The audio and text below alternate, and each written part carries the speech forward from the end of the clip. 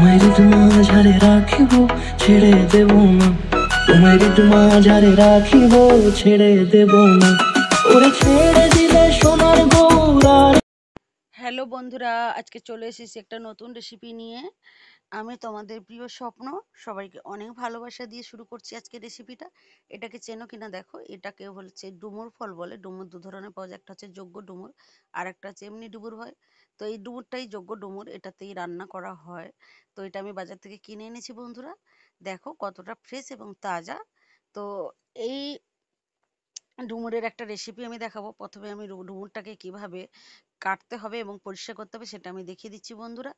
দেখো আমি কেটে কেটে কতটা পরিষ্কার করছি, ভেতরে ফুলগুলো বের করে দিচ্ছি আর কিভাবে কাটছি দেখে নাও বন্ধুরা। একটু সময় লাগে কিন্তু খেতে খুব টেস্টি, আর আমাদের শরীরের জন্য, হেলথের জন্য খুব জরুরি। কারণ এতে প্রচুর পরিমাণে আয়রন আছে। আয়রন আমাদের শরীরে খুব প্রয়োজন। যেসব মানুষের খুনে মানে অল্পতা আছে, রক্ত অল্পতা আছে, আয়রনের কমি থাকে, তারা অবশ্যই অবশ্যই এই ডুমুর ফলটা খেলে প্রচণ্ড পরিমাণে আচ্ছা আয়রন আছে। হ্যাঁ, একটুখানি কোষ্ঠকাঠিন্য হয়েই যায়, তাহলে মানে যেদিন খাবে তার পরের দিন অবশ্যই অবশ্যই শরবত ফরবত খেয়ে নিও। কারণ প্রচণ্ড আয়রন আছে বলেই তাই জন্য এটা হয়ে যায়। আমরা যখন আয়রনের ওষুধ খাই তার পরের দিনই দেখবে পায়খানা হচ্ছে, আমাদের বডিটা একটু কষা কষা ভাব হয়ে যায়। তো যার জন্য, যেহেতু প্রচুর পরিমাণে এটাতে আয়রন আছে, তার জন্য এটা সম্ভব। দেখো আমি কিভাবে কেটে নিচ্ছি বটির সাহায্যে। যার বটি আছে বটির সাহায্যে করবে, আর যার হচ্ছে ছুরি করবে, ছুরিতে পিস করে কেটে নিয়ে ভেতর থেকে ফুলগুলোকে ঘুরিয়ে বের করে নেবে বন্ধুরা। তো আমি বটি দিয়ে আমার সুবিধে, তাই আমি বটি দিয়ে এটাকে কেটে নিয়েছি বন্ধুরা। এবার দেখো কাটা হয়ে গেছে, ধুয়ে নিয়েছি ভালো করে। এবার আমি হচ্ছে এটাতে নুন আর হলুদ দিয়ে রেখেছি যাতে এটা পরিষ্কার করার জন্য সুন্দর করে। কারণ নুন আর হলুদটা দিলে খুব সুন্দর একটা তার অরিজিনাল কালারটা আসে। তার আগে বলি বন্ধুরা, একটুখানি আমি জলের মধ্যে 20 মিনিট মতো ডুবিয়ে রেখে দিয়েছিলাম, যাতে ওর ময়লাটা বেরিয়ে চলে যায়। আর তারপরে উঠিয়ে নিয়েই আমি হচ্ছে এই হলুদ আর নুনটা মাখিয়ে রেখেছি দেখো বন্ধুরা। এটাও আমি অনেকক্ষণ রাখবো, প্রায় যে 25 মিনিট পর্যন্ত কিংবা 20 মিনিট পর্যন্ত এই সময়টা ধরে রাখবো। আর কারোর যদি সময় খুব কম থাকে অন্তত 10 মিনিট রাখবে, তাহলে এটা ভালো তার অরিজিনাল একটা কালার চলে আসবে বন্ধুরা। দেখো কতটা সুন্দর লাগছে, কতটা ইয়ামি লাগছে। এটা কিন্তু আমি আবার ভালো করে কিন্তু ধোবো বন্ধুরা। তো দেখো এভাবেই পরিষ্কার করতে হয় ডুমুরকে। তোমরা যদি জানো যে আরো কোনো পদ্ধতি আছে সেটা অবশ্যই আমাকে জানিও। তবে আমি যে পদ্ধতিটা জানি, যেভাবে আমি ইউজ করেছি, যেভাবে আমি আগেও বানিয়েছি, সেটাই আমি তোমাদের কাছে তুলে ধরলাম বন্ধুরা। দেখো কতটা সুন্দরভাবে করেছি।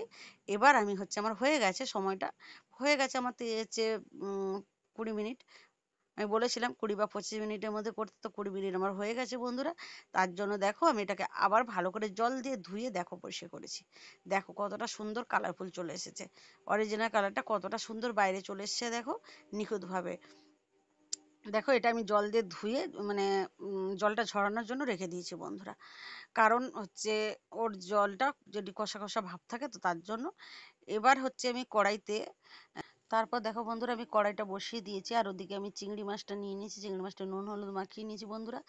আর এদিকে আমি প্রেসার কুকারে বসিয়ে দিয়েছিলাম সেদ্ধ করতে। তো দেখো দুটো তিনটে সিটি আমি দিয়ে নিয়েছিলাম। আর এই মশলাটা যেটা আমি দেখাচ্ছি, এই মশলাটা এর মধ্যে দেবো বন্ধুরা।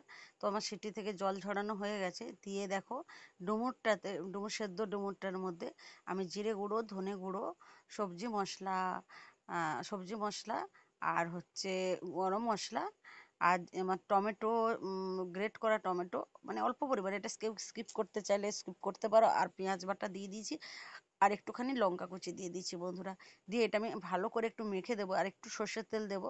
তো দিয়ে আমি এটাকে ভালো করে মেখে নেবো বন্ধুরা, যাতে ভালো মতো। আর একটু নুনও দিয়ে দিয়েছি বন্ধুরা। কেউ চাইলে এখানে কাঁচা লঙ্কার বদলে গুঁড়ো লঙ্কা দিতে পারো, তাহলে আরও টেস্টি হবে বন্ধুরা। কিন্তু আমি এই গরমের জন্য তাই এটা আমি স্কিপ করলাম, আর তার জন্য কাঁচা লঙ্কাটা খুব কম পরিমাণে দিয়েছি, খুবই কম পরিমাণ। তো কারণ যাতে ঝাল না হয়ে যায় তার জন্য বন্ধুরা। তো দেখো এবার আমি কিছুক্ষণ মেখে দেবো, দেওয়ার পরেই আমি এটাকে তরকারিতে তৈরি করব। তো দেখো আমি খুব সুন্দর করে ভালো করে মেখে নিয়েছি বন্ধুরা। আর দেখতে পাচ্ছ কতটা আমি বয়েল করেছি। তবে বন্ধুরা তোমরা চাইলে অতটাও বয়েল করতে না চাও, চাইলে করতে না পারো, কিন্তু আমার এতটা ভালো লাগে তাই আমি করেছি বন্ধুরা। দেখো কতটা সুন্দর হয়েছে। এবার আমি কড়াইতে, আগেই দেখিয়ে দিয়েছিলাম, কড়াইটা বসিয়ে দিয়েছিলাম, তো কড়াইটা গরম হয়ে গেছিলো। এবার তেল দিয়ে আমি এখানে দেখো চিংড়ি মাছগুলো ভেজে নিচ্ছি। যেহেতু এটা চিংড়ি মাছ দিয়ে করব, তাই চিংড়ি মাছটা ভালো করে ভেজে নিচ্ছি বন্ধুরা। তো দেখো চিংড়ি মাছ আমি ভাজছি, আর হচ্ছে চিংড়ি মাছ আমার ভাজা হয়ে গেছে। একটু সময় লাগবে ভাজতে, সরি, চিংড়ি মাছ ভাজতে সময় লাগবে, সেই ফাঁকে ওই জন্য আমি ওটাকে একটুখানি মেখে নিয়েছিলাম, যাতে কিছুক্ষণের জন্য ওটাকে মেখে রাখতে পারবো অন্তত 5 মিনিট। তো যাই হোক, দেখো চিংড়ি মাছের মধ্যে আমি ওখানে হচ্ছে চিংড়ি মাছটা হালকা একটু লাল হয়ে গেলে আমি ওর সাথে একটুখানি আরেকটু তেল দিয়ে আমি ওখানে কালো জিরে ফোড়ন দিয়ে দেবো, আর হচ্ছে কাঁচা লঙ্কা দিয়ে দেবো, আর একটু ধনেপাতা দিয়ে দেবো, যাতে চিংড়ি মাছের মধ্যে এই ফ্লেভারগুলো খুব সুন্দরভাবে ঢুকে যেতে পারে বন্ধুরা। তো সেই জন্য আমি দিয়ে দেবো বন্ধুরা এক এক করে। তো দেখো একটুখানি আমার হয়ে যাওয়ার পরেই আমি দিচ্ছি এটাকে, দেখো। তারপর নেক্সটে আমি আসছি বন্ধুরা, দেখো এবার আমি ডুমুর ফলটাকে তুলে দিয়েছি বন্ধুরা। আগেই বলেছি কি কি ফোড়ন আমি দিয়েছিলাম বন্ধুরা, দেখো। এবার আমি এখানে কিছুক্ষণ কষিয়েছিলাম, তো কষানোর পরে আমি হচ্ছে পেঁয়াজ আর হচ্ছে পেঁয়াজ বাটাটা আর আমি হচ্ছে ধনেপাতাটা দিয়ে দিয়েছি রেডি টু সার্ভ করার জন্য বন্ধুরা। তো দেখো আর তাছাড়া আমি এখানে বলি, তোমরা চাইলে যেটা মাখা রেখেছিলাম ওইটাই কড়াইতে দিয়ে খুব সুন্দরভাবে হয়ে যেত মাখাটা। কেউ চাইলে এখানে হচ্ছে জল না দিতে পারো, সুন্দরভাবে ওইভাবেই খেতে পারো, একটু দেখো সর্ষে বাটা বন্ধুরা, আর একটু ঘি দিতে হচ্ছে পারো। এই যে দেখো যেহেতু আমি আমার সর্ষে বাটা খাবো না, ডুমুরটাতে তার জলটা জন্য আমি সর্ষে দিয়েছি। বাটাটা দিলাম না, কিন্তু বন্ধুরা তোমরা আর তো জানো সাথে যে পোস্ত তোমাদের বাটাও দিতে দাদাভাই পারো হচ্ছে বন্ধুরা।